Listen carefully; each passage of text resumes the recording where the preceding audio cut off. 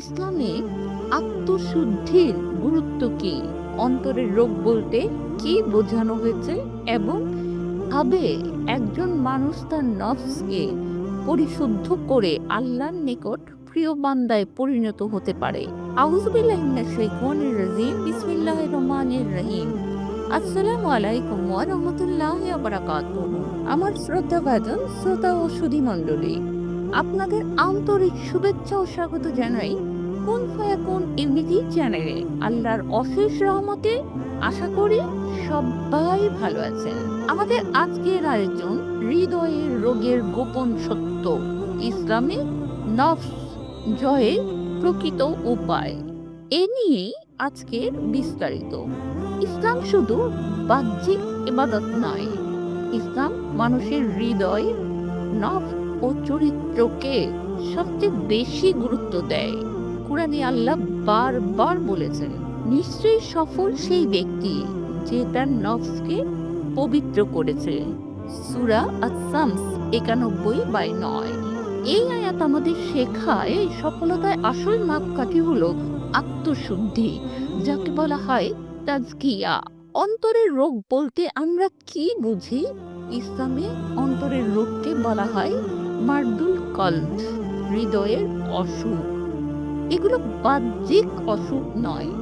প্রধান অন্তরের রোগগুলো হলো রিয়া, লোক দেখানো; হিংসা, হতাদ; অহংকার, কিবর; লোভ, রাগ নিয়ন্ত্রণে অক্ষমতা; গীবত, চুগলি; শিরক ও কুফরি প্রবণতা; অতিরিক্ত দুনিয়া লিপ্সা। উক্ত প্রতীকী রোগ মানুষকে আল্লাহ থেকে দূরে সরিয়ে দেয়।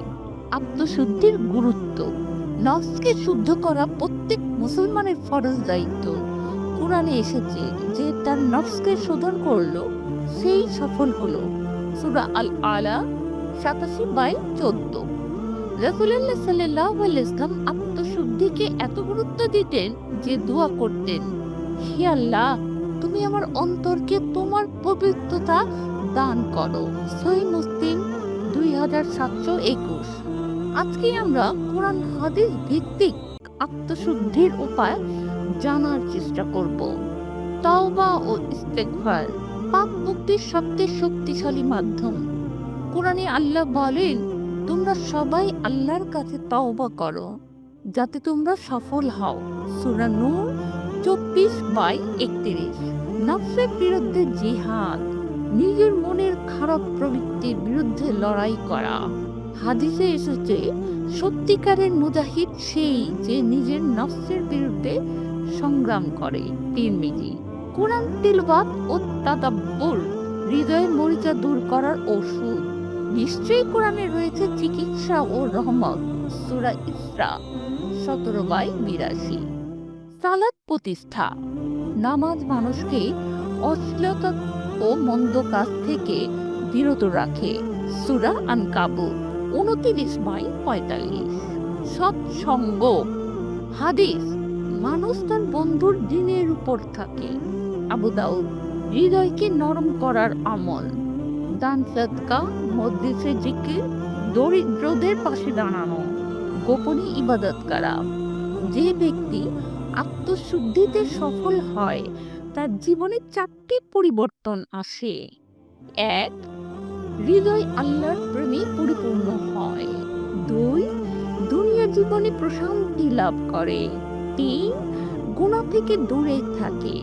এবং 4. কিয়ামতের দিনে জান্নাতের সুসংবাদ পায়। আল কুরআন আমাদের জানিয়ে দিয়েছে যে সেদিন সফল হবে শুধু সেই ব্যক্তি যে আল্লাহর কাছে পবিত্র হৃদয় নিয়ে হাজির হবে। সূরা আত-তাওবা 26/89। পরিশেষে বলতে চাই যে আত্মশুদ্ধি একটি আজীবন সাধনা। এটি বাহ্যিক নয়, অন্তরের যাত্রা। যে এই যাত্রায় সফল হয়, আল্লাহ তাকে দুনিয়া ও আখিরাতে সম্মান দান করেন।